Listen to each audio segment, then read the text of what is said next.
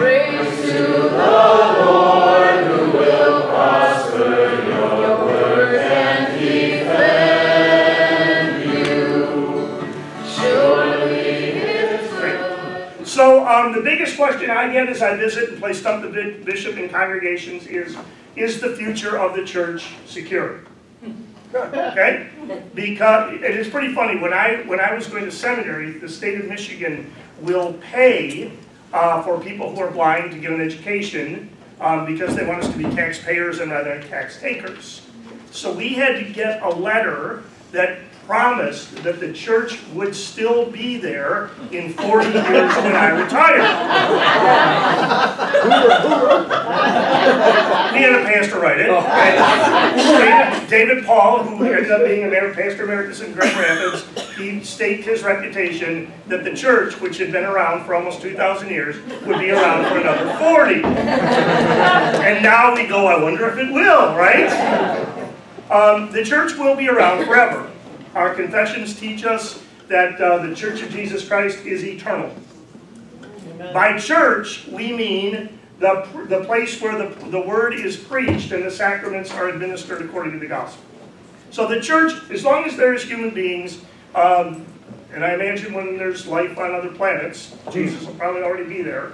But, you know, so the church will be there. Then it's the real question. Will Emmanuel, will Bethany and Northport be here forever, right? Will Sutton's Bay be here forever? Will Trinity Midland be here in the way it's always been forever? And then I say, you know, I've been to Rome, and I kept looking for Paul's Church of the Romans, because I figured if God was going to keep anyone alive, it would be Paul's Church to the Romans, because Paul founded it, and it's got an epistle and everything. And Paul's Church of the Romans isn't there. Right? So expressions of the church will change. The church will be there forever. Then what is the future? And what I hear is we need to do evangelism, Bishop, because we need people to come and to bring their money and to do the work. So what we have done is turn the people who want to know about Jesus into a resource for us. We have made them a commodity, which means we have dehumanized them. So if we want the church to continue, we need to stop dehumanizing people. So I mean, Kathy and I for years in Chicago would show up at churches and you could just see it. Red meat. I'm a seminary professor. Would you like to be on council? The students should come. Of course, you're right? I said it would be just like this intense, right? Did your wife play the bells? And you're like, run! So we ended up going to an Episcopal church where I would walk in, and the priest would say, and you are, and I would say, here. And we went for 2 years, and as we were leaving Chicago, he went, so, Craig, I can finally say I know who you are. Conversion has changed. Coming to faith has changed. And it's come to a place that resembles the early church rather than the 50s. So in the 50s, it was everyone is churched, and we want to find a church that we theologically agree with, right? And that is the best, right? So you have 4. Dave Sprang has 4 times per confirmation class for your kids to choose from. Connie Sassanella has 6, right? It's changed. We used to think that everyone is Christian, so everyone belongs to the church, right? We all are moral people, so everyone behaves like a Christian. So all the church needs to do is provide understanding, doctrine, theological precision. There's a difference between a Lutheran and a Presbyterian after all, and we'll make sure you know it. It's changed. I speak of it in terms of the 3 B's, and it's based on a book by Alan Kreider, The Change of Conversion in an Age of Post-Christendom. The first one is belonging. The church needs to be a place where people seek belonging. Belonging is deeper and different than community. Right? So belonging is, this is a place where I can belong. The church grew by attracting widows, orphans, and the poor, who didn't belong anywhere else. Right? And so they attracted those kind of people, and people who either cared about those kind of people or who were curious why these Christians cared about these kind of people. Right? They did not, the church did not grow by attracting young families. And the reality is, many young families today don't see a need for God, let alone church. Right? They're doing pretty well. The next phase then after belonging was behaving. People who belong to this community behave a certain way, and they don't behave a certain way. So they pray and they read the Bible, and they don't go to the Colosseum and watch people get killed. Now, we Lutherans are afraid of behaving because we don't want anyone to think we're doing works righteousness. So we would rather do nothing than have people think that we're trying to earn our way to heaven. As someone said to me, you fat Lutherans like to eat the bread of life and sit on the couch. And there's some truth to that, right? So behaving. Yesterday, Bishop Wallerstein talked about it in terms of faith practices. I think we need to be clear that this Christian thing is a distinctive way of life. Right? Not to get to heaven or to please God, but because we understand that we have been claimed by God. Okay?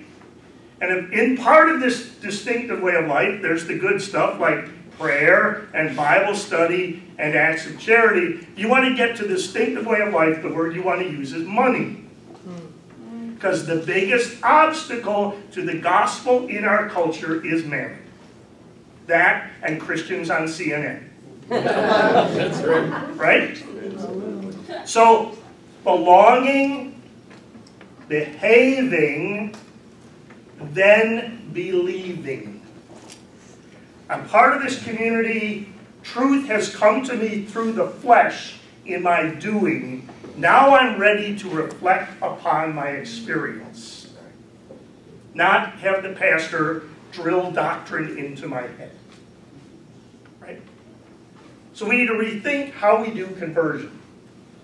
Oh, I just lost my notes here. Come on. There it is. Bishop, Yeah. when it comes to conversion, I was thinking about this over this weekend. Yep. There seems to be, at least when I was in seminary a couple decades ago, a discouragement on the part of professors to later seminarians saying you are not to convert people who are not Christian because they might belong to another religion. Right. And so it seems to me part of the dilemma is actually, as the LCA Lutherans, is that the whole business of conversion is not sanctioned, maybe is the best word I can think of it this hour in the morning. Yeah, it is kind of harder. We made it harder on the church when we decided first, we don't have hell to haul out. Right. Right? You missed worship, you're going to hell. Right? That's one. And two, when we went, Jesus is one path and, Right. brunch with friends is another. Right. You know what I mean? Right. And we'll all end up in heaven. Right. We have good news. Right? Jesus is? If we present Jesus as good news, then it's not about, ooh, you're a Muslim, you're going to burn. We have good news. And I think there's enough people out there that have no faith that we don't have to worry about stealing Muslims and Jews. Right? Does that help? Yeah. No, I agree. Yeah. So the attractions in the past used to be the church was a place where I get my needs met. Right? So why would I go if my needs aren't being met? where I learn a lot about self-help, right? You know, Jesus is my coach, and if I'll get thin because Jesus is my coach. The highlight I heard was the 10 weeks of Christian toilet training. Oh, jeez. Honest to God. And the other sermon series was the top 10 things God would say to David Letterman. Oh yeah. Oh yeah. And I came to hear about Jesus. Right? Self-help and then affinity communities. These are the communities where we all get together because we all like to play Monopoly on Saturday nights. Right? Oh, it's got to be euchre. Oh, sorry, euchre. We're Michigan. Here's what people are looking for in Christian communities today. Generosity, service, advocacy, and justice. In other words, they want the church to be making a difference in the world. Right? Yeah. We need generosity, service, advocacy, and justice. So that might be an interesting conversation to say, this is what people are looking for in the church. How are we doing on those? I push the city council in that direction. So one of my lines is, it's hard to talk about our generous God as we claim to be a frugal city. Right? And say we don't have enough. Because we do. We do. We need to understand that the church is a community and not a building. Right? And yet you ask Americans about the building, about the church, they will say building, and that's totally understandable because since the Civil War, we have built and refurbished buildings. So what we need to understand is the building is not the goal, but the building is a tool for mission. And probably one of the best ways we could help the church grow is by giving our buildings away. So that there are groups upon groups upon groups upon groups upon groups in our building, and we are meeting the people that come to the groups upon groups, right? And so the people say, oh, that's my church. Well, do you worship there? No, I go to Narcotics Anonymous there. That's my church. You worship there? No, my kids are getting English lessons there. Right? So the church needs to reclaim its space. In the colonies, the church was a public building. And we need to reclaim the space as a public building. So how do we give our building away? What I get is, Bishop, how can we leverage our building to get money? Right? You can't. Yep. Yeah, hospitality. There's this whole thing going on about radical hospitality, which seems to say, come on in, make yourself at home. You're one of us immediately. So I don't stay in homes anymore. I stay in hotels because I get, come on in, make yourself at home. We don't stand on ceremony here. If you want something, get it. The last thing you want is a blind guy who's never been to your house before making himself at home in your kitchen. Right? So I sit in a chair, starving, because I've been told not to ask for anything because I'm part of the family, and I don't want to go break some, right? So we need to rethink hospitality. So the question I'd like to ask is, are any of you married or have you been married? Do any of you remember the first visit to the spouse's family? Anybody put you through the ringer? A little bit? That's there's a process you need to learn to be part of this community. And we can't make that disappear. Right? Because what we've learned is the easier it is to step into the church, the easier it is to step out of the church. Right? So there are ways to be hospitable, to let people who need to be on the edges, if somebody's sick so we can explain all this standing up and sitting down. But stopping being who we are in the name of hospitality, people are looking for authenticity, not desperation for people. So we need to rethink hospitality. We need to understand that grace, while it's not a work, there's some formation that goes on in grace. right? So we are called to be, we're baptized, we are joined to Christ's death and resurrection, and the faith journey is to grow into the fullness of grace, into Christ. And that involves, you know, I would love to be able to be an athlete, you know, thin and muscular, because somebody laid their hands on me and it's done. Right? But I got to exercise. And I think that's true of this Christian life thing.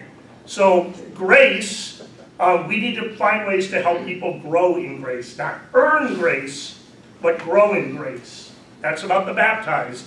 And that's a formation process, which means there's kind of some expectations. You know, I love it when I was a pastor, people said, well, you understand, Pastor, why won't you come into church for the next 6 months? Because we have soccer, and right? And they're looking for a blessing. And I'm, well, it's your decision, but I'm, you know, just as your doctor is concerned that you're eating bacon, right, 4 meals a day, I'm concerned that you're missing worship, right? And so the way I might get at this is do visits in homes, and in the first year, tell me about your prayer life. Tell me about your worship life the next year. Tell me about how you encounter Scripture, your third year. Tell me about charity. How do you serve your fourth year? Tell me about your money. Spiritual checkup, because we grow in grace.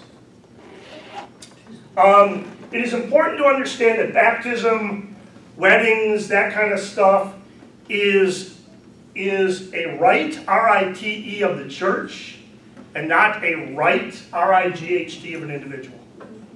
Back in the day, when everyone was Christian, of course people could show up and get a funeral. Now we need to know what that means. So the answer is never, no, we don't do that. But it's how do we do that, and it's an invitation into conversation. In my experience, if they don't want to have the conversation, there are other places for stuff to get done. So when they show up on Thursday saying, I'm here to get my kid done, we don't do it on Thursday. I'm happy to talk to you about it. And there's this process we follow. Well, I don't want to follow the process. I just want my kid done on Thursday. I would not, you know, we're not going to do that. Let's have the, eventually they'll find somebody, Dave will do it on Thursday. Right? Good morning. I think it's important to, and if you read my book, When God Speaks Through Worship, to understand that God is the primary actor in worship, not us.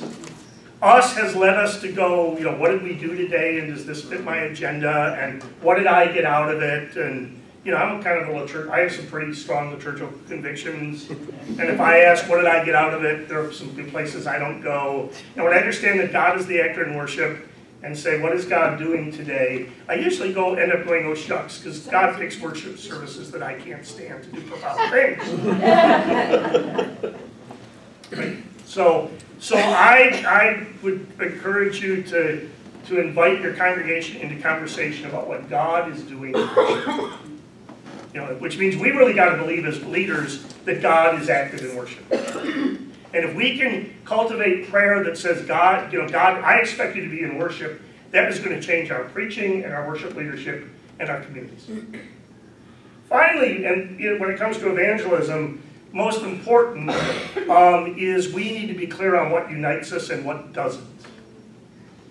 And what unites us is Jesus in word and sacrament, the thing that will endure forever.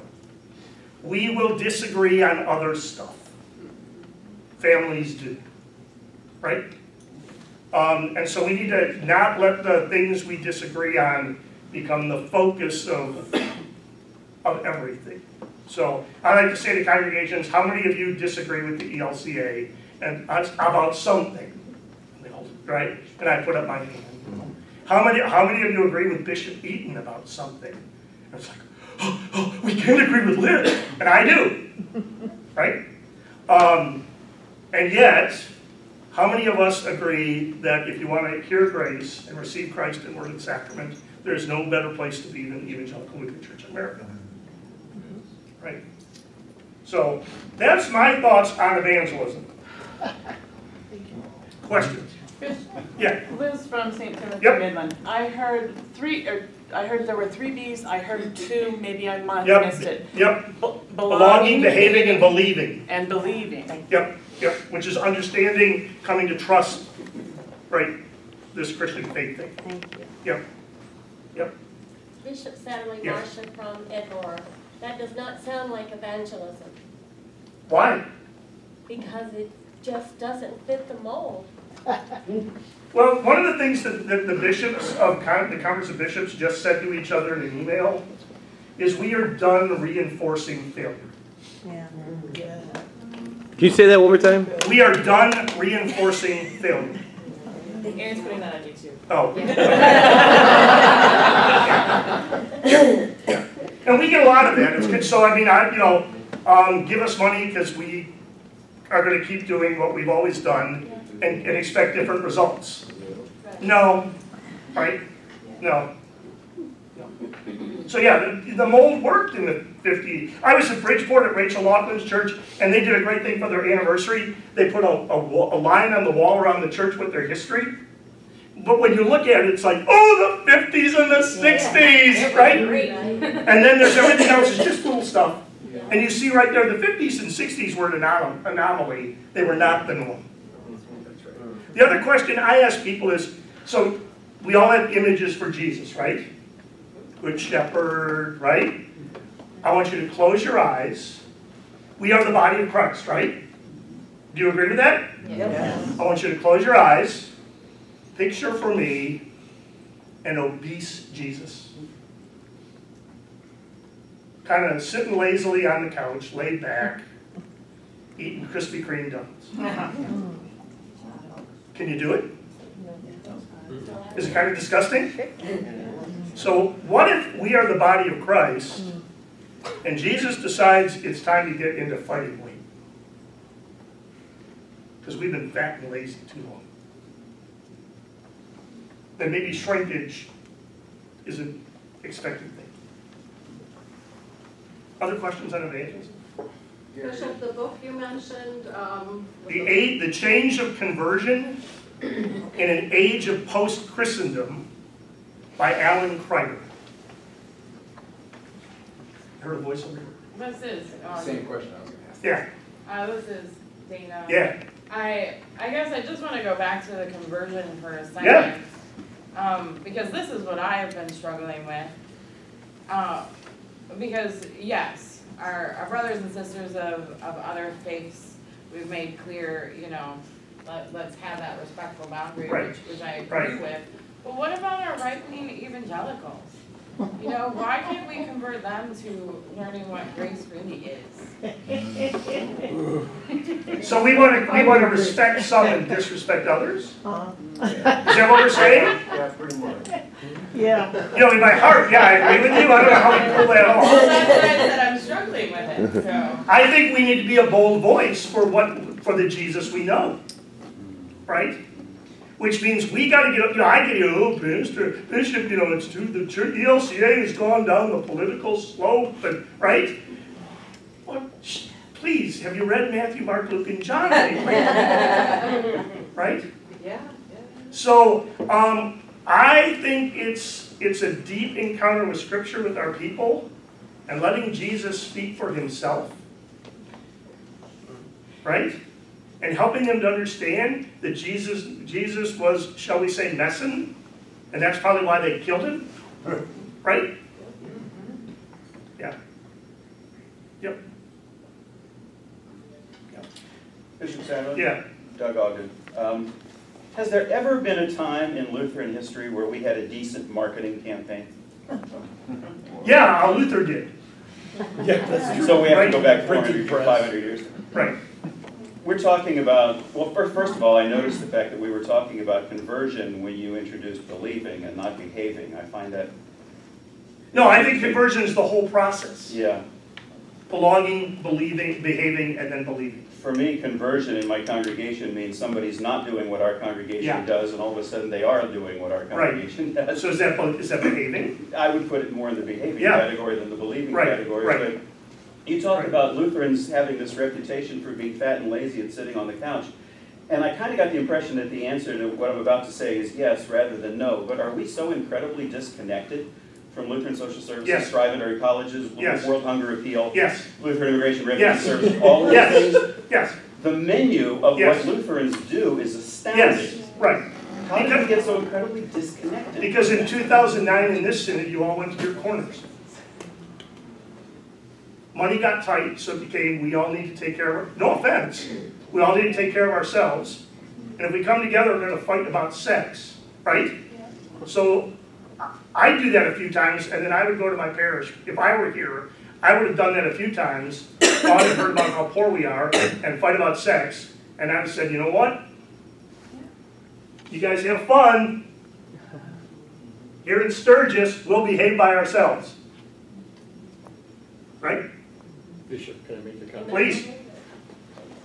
I think sometimes it's easier to give money to have somebody else interact with Yes. people than it is to actually talk to the people that live around our buildings and find out what their needs are. You know, it's much easier to give money so in Nepal we can take Right. care of the avalanche, the earthquake. Then figure out that than there's to walk something down the street and find out that there's hungry people in Midland. right.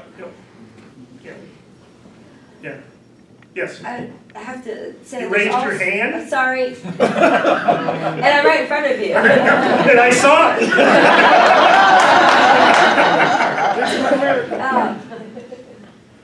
But there's also a flip side to that Yeah. too, right? When we get into, you know, like what you were saying, closing ranks around our own place. 'Cause Right. sometimes it's easier to see who we are in just our community Right. and have it Yeah. be that village mentality That's of, right. I'm just gonna help these people because they're right down the road. Right. And nobody else is deserving of our help. Right. Somebody else can take care of that. Yeah.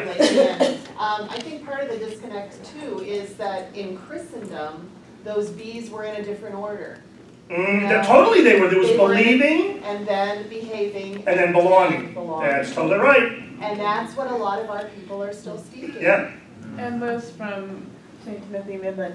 And because of that, we have to learn to allow people to be where they Exactly. are and let them be kind of what we would now call in reverse model on the fringes. Exactly. And realize that they're not on the fringes, but they're working on the belonging. Yep. That's totally right. That's totally right. Yep. Yep. And you know it. It's like, oh, Pastor, I'm not ready to join your church. I just want to come, right? How come you haven't asked me to do anything, Pastor? Because they crossed into belonging, right? And they got to tell us because we don't know. You're right. Yeah. Dan Stonebeck. I think it's an evangelism question. Where I'm located, I'm 40 miles from an ELCA congregation in any direction. Yep. And between where I am and any of those other ELCA congregations, there are a half a dozen to 8 Wisconsin and Missouri congregations. And in Ogama County, where I live, at least I don't want the general public to associate our congregation with those congregations which have been very openly homophobic, very openly anti-women, and having to carry the same label as all those other congregations. Any advice on how you fight that one? What's the name of your church? Prince of Peace. Prince of Peace, a congregation of the Evangelical Lutheran Church in America. Unless you are ELCA or Missouri Synod or Wisconsin, that doesn't mean anything to the non-church. Okay, how about there's a place for you here? Okay. All of you. Yeah, except that you can say that and no one pays any attention to it because it hasn't really meant that. But it's got to be true. It's got to be true. It's got to be true before It's got to be true. Right. It's got to be true. And I mean, then you got to show up. You got to show up to the places Jesus would, don't you? Yeah. Right? Yeah, it's scary, and be ready for the fallout. You got to, you know, I'm going to have lunch with somebody with unclean hands. Right? Luke Fawcett, spouse. On the topic of hospitality, I've heard that to avoid code language in your churches, and yet I'm also hearing that we want to make sure that the church is somewhere that it's not easy to join, so it's, it becomes more difficult. You got two schools. You got two schools of evangelism going on. One is to eliminate the threshold so people are as comfortable in the church as they are in the mall. I disagree with that. There's always going to be a threshold. So when Chrissy Bright, are you here? Yeah. When Chrissy Bright finally convinces me that I'm going to a Michigan State football game, there's going to be some code language there, which I'm not going to understand. But Chrissy will understand it for and with me, and I will learn the code language. As opposed to eliminating all code language, right? Right, yeah. Does that make sense? Certainly. Yep, yep. Betsy Camp, Ice Greenville. I would say about code language, though, that in my opinion, we need to work at keeping it updated. Oh, definitely. Because we tend to find a code and then it no longer has relevance. Right, and preaching is the place where there is no code language. Right. So, we are justified by grace through faith apart from works of law. Okay, what does that mean? We usually can't tell, right? We don't know, we just know we're supposed to say it. Yeah. Ask me next week. Yeah. Bishop? Yes. Kristen Blossett from Holland. So I totally agree with you about, when people come to church and we just want their money and we're so excited about them to join everything. But what strategies have worked for you for actually, getting people on council or getting people on those committees? You got to sit them down and say to them, so Dave,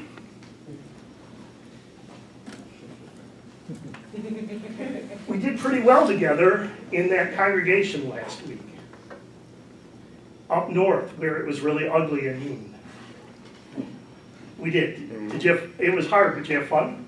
I don't know if I call it fun, Yeah. but it was a learning experience. I need a DM. What does that mean? I'm trying to sit and staff together, and we need a director of evangelical mission, and we've been through the process. I think, even though you haven't applied, I think it's you. And my wife agrees. So with no guarantee, would you consider applying? Yes. And that was on the phone. That's on the phone. In the Walmart parking lot in Midland. Yep. That's how it's done. You sit people down, and you give them the freedom to, along the road. Okay, please pray about it. Kathleen Bass. Yeah. St. John, but. Yeah. Retired. Yeah. I always found it an interesting and somewhat effective way to really watch people. Yes. And see what you see them enjoying, what their gifts are, what their talents are. Because a lot of times people don't even realize what they're doing and what other people are seeing and the joy that they have. And then watching that for a while and then sit down with them and say, I've noticed this about you. You seem to have a real talent or passion for. Have you ever considered, or would you consider maybe working with the children, or whatever it happens to be. It never works always, but. So I was with Senator Stabenow this week, and we were talking, and she said, "Yeah, I thanked her for her concern for the poor," and she said, "Yeah, I was involved in my Methodist church, helping poor people." And after a couple of years of that, it occurred to me that we can help the poor people, but we really need to change the systems. And there's only one way to do that. She got involved in government. Wouldn't it be great if the church could be the place that helps people figure out what they're supposed to do? Campus ministry, I think the future is vocational discernment of campus ministry. Sure, but it always has been. Campus ministry? Right. Yeah, ideally you're right. You're totally right. Every time I did it, that was major. Martin? That was the front page. Yeah, yeah. I'm trying to remember his name. I watch it. Shields and Brooks. Which one's the Roman Catholic? That's David Brooks. No, Shields, Mark Shields, who says, it's kind of interesting, whenever the church finds itself in a quandary, they get back to what Jesus would be doing. Yes, Jesus loves me. Yes, Jesus loves me. Yes.